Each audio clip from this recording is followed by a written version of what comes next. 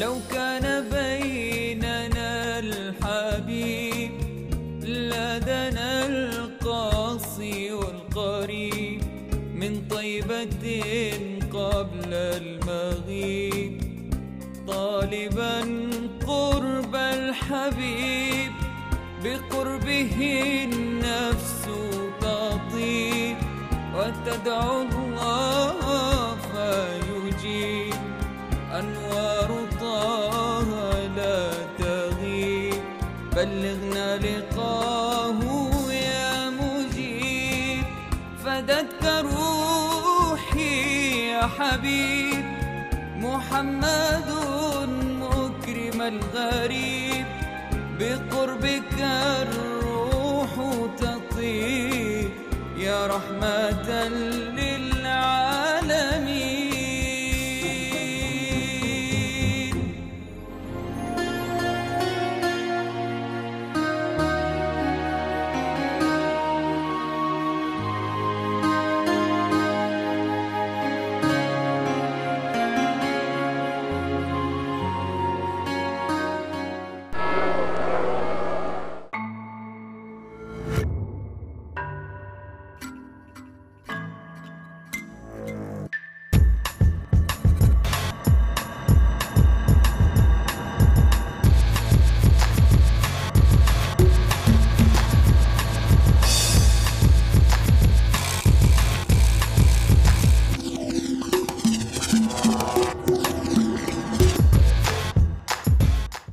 ظاهرة عدم الاهتمام بالمواعيد مع الأسف ظاهرة منتشرة في العالم العربي، مع أن الرسول صلى الله عليه وسلم كان أشد الناس حرصاً على الوقت وعلى المواعيد.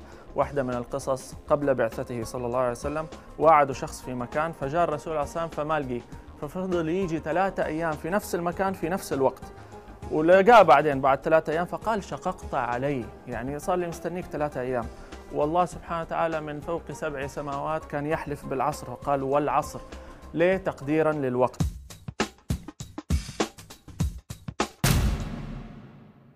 طبعاً احنا عشان الناس لا تروح عليها المحاضرة رتبنا مع الأستاذ أنه يأخر شوية المحاضرة ربع ثلث ساعة إلى أن نخلص تصوير، بعدين سيبدأ محاضرته. فالمشاهدين لو سمحتوا لا تعتقدوا أنه ضيعنا على الشباب المحاضرة وتجينا تعليقات في الإيميل أنتوا بتقولوا كلام وبتضيعوا على الشباب. ما ضيعنا على الشباب شيء، مرتبين مع الأستاذ أنه سيبدأ محاضرته بعد ما ننتهي من هذه العملية. فرصة سعيدة مع تحيات برنامج لو كان بيننا. لو سمحت المحاضرة أنا عندي محاضرة جوه. ايوه ما ينفعش تخش المحاضرة دلوقتي. اتفضل حضرتك من بعد الساعة 9. اتفضل هنا لو سمحت. خير ان شاء الله خير. لا ثواني حضرتك بعد ما تعمل لي اقرار لو سمحت. اقرار ان انت مش هتأخر تاني على المحاضرة. اسم حضرتك ايه؟ اسم حضرتك ايه؟ محمد طارق. تمضي هنا حضرتك؟ لا شكرا ما امضيش. لا تمضي. أنا آسف. لا انا مش هتاخدها تخش آسف. مش هتخش المحاضرة. آسف مفيش أوضاع. ودي يا استاذ مش هينفع. لا هتمضي على لا مش الاقرار. هو مش بالعافية. لا هتمضي على الاقرار. ده لابد منه. اتفضل. قلت مش همضي ما تمسكش كده. حضرتك هتفضل معايا. ما تتسببش في أذى. ما فيش اذى ولا حاجه. اتفضل. اسمك؟ محمد طلعت. محمد طلعت. محمد الحصة الساعة كم؟ لا هي بتبدأ 9 9:30 يعني في طب الحدود دي. الساعة 10 المواصلات بقى والطريق وبتاع عشان كده. دائما كده الموضوع؟ لا مش على طول حسب الطريق. طب ليه التأخير؟ الطلبة كثير بتتأخر عن المواعيد. والله ما في اهتمام يعني بالمواعيد. يعني حضرتك عارف الطريق طبعا المواصلات زحمة. تاني حاجة عارف اللي هو ايه الصحيان متأخر شوية. أيوة. كلام ليه بقى؟ سهر وكده. نوم متأخر. سؤال كده، تخيل لو كان الرسول عليه الصلاة والسلام كان حيتأخر ولا لا؟ لا طبعا. ايش كان حيسوي؟ طبعا كان هيجي في الميعاد الرسول عليه الصلاة والسلام. ليه؟ يعني من غير ليه هو ده قدوة للمسلمين جميعا يعني.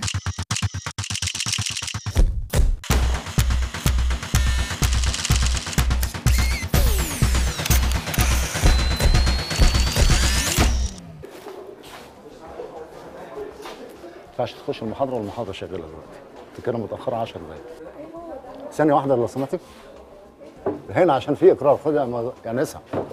يا نسا ده قانون. اتفضل معايا. ايه هو ده؟ انا مش انت بس اتفضل حضرتك. هفهم حضرتك دلوقتي. المحاضرة الساعة كام؟ 9. وانت جيتي الساعة كام؟ 10 إلا ربع. طب ليه كده؟ بصراحة كنت بفطر. بتفطري؟ اوكي.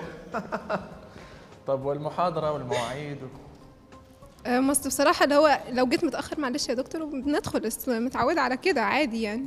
البرنامج اسمه لو كان بيننا. هذا تيشرت يعني لو كان الرسول صلى الله عليه وسلم بيننا اليوم كيف كانت أخلاق المسلمين والشباب حتتغير بسبب تعاليمه. فعلى حظك اليوم الحلقة عن المواعيد واحترام المواعيد.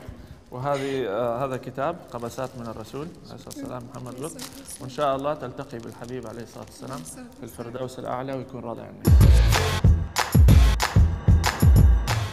طبعا دي لنا حضرتك على الاقرار وتدينا بصمه تحت منك. بصمه؟ ادينا بصمه حضرتك. انا ما اعتقدش ان كان ممكن الرسول يتاخر لانه كان بيلتزم بكل حاجته. فكان هيظبط كان هيظبط ان هو حتى يجي، حتى لو هيقعد ساعتين 3، بس كان ممكن يصحى بدري ويجي في الوقت.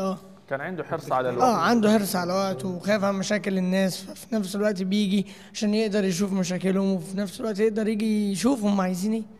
بس هو بيتكلم ان هو بالنسبه له، بس احنا وقتنا غير وقت الرسول. طيب بشكل عام غير موضوع الحصص، احنا كعرب تمام عندنا اهتمام بالمواعيد، انه لما يكون في موعد الساعه 5 يجوا الساعه 5. احنا لو ولا ما عندنا اهتمام بالوقت؟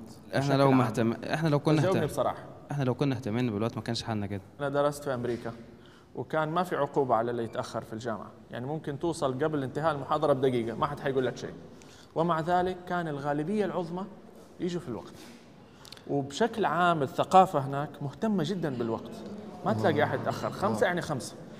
عامة الوقت ده عامل تأخير الوقت عامل من الدول المتخلفة، يعني هو عامل من عوامل الدول المتقدمة لها اهتمام بالوقت والمواعيد، كل ده عوامل يعني بتسبب نجاح، بتنزل دول وبترفع دول. زي ما قال أحد الشباب إنه واحدة من علامات تخلف الأمم لما ما يكون في اهتمام بالوقت وبالمواعيد. موضوع البصمة وموضوع التوقيع هذا مجرد مثل، ضربنا مثل عشان نوري إذا في تصوروا إنه في غرامة 50 جنيه على الطالب اللي ما حيجي في الوقت، كل الناس ستلتزم.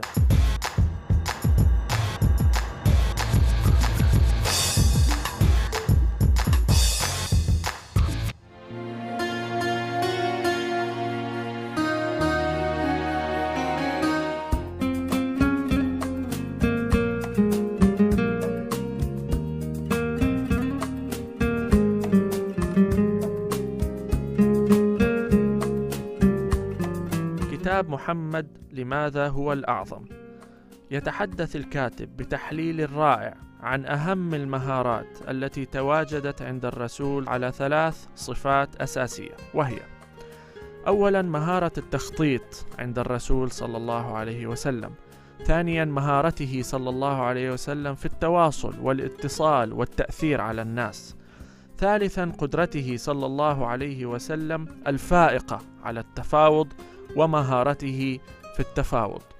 هذا الكتاب سيشعرك أن الرسول صلى الله عليه وسلم لم ينجح فقط لأنه نبي، ولكن لأنه مع نبوته صلى الله عليه وسلم وتأييد الله له كانت عنده مهارات أساسية لو اتبعناها اليوم لنجحنا في حياتنا اليومية.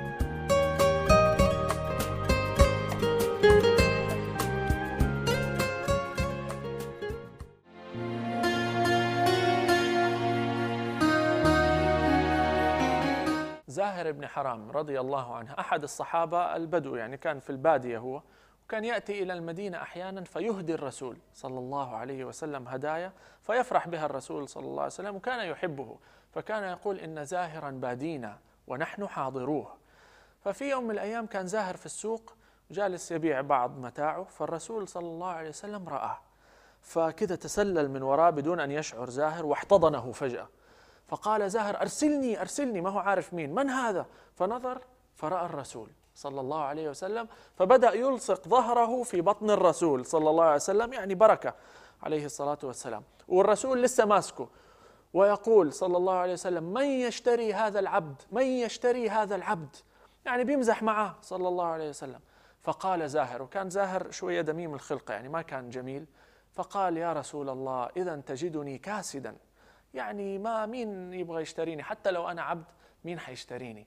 فقال صلى الله عليه وسلم، هو لسه حاضنه، انظروا إلى رفع المعنويات، فكان يقول: ولكنك عند الله لست بكاسد. قصة يعني على بساطتها ولكنها رائعة. تخيلوا اليوم رئيس دولة ولا وزير ولا مدير في شركة، هل ممكن ينزل ويتعامل مع الموظفين بهذه اللطافة وبهذا الرفق وبهذه الأريحية؟ بعض الناس يعتقد أنه من هيبة السلطان أنه رئيس الدولة ما ينزل إلى الشارع مثلا ويتعامل مع الشعب، ولا من هيبة المدير أنه يسقط هيبته إذا راح ومزح مع الموظفين. ولكن هذا لا نجده عند الرسول صلى الله عليه وسلم. كان رئيس دولة، كان رئيس القوات المسلحة، كان وزير، كان يعتبر هو المدير، ومع ذلك بكل لطافة وبكل تواضع وهيبة محفوظة صلى الله عليه وسلم كان يمزح مع الناس ويلاطفهم. وهذه من الأسباب الرئيسية اللي كانت تحبب الصحابة فيه صلى الله عليه وسلم. لو كان بيننا اليوم وكان جالس في الشركة الفلانية أو في الوزارة الفلانية، كان إيش حيقول لما يشوف تعامل المدراء مع الموظفين؟ إذا أردنا أن نقتدي بأحد في تعاملنا مع الموظفين ومع الأتباع فلنقتدي به صلى الله عليه وسلم.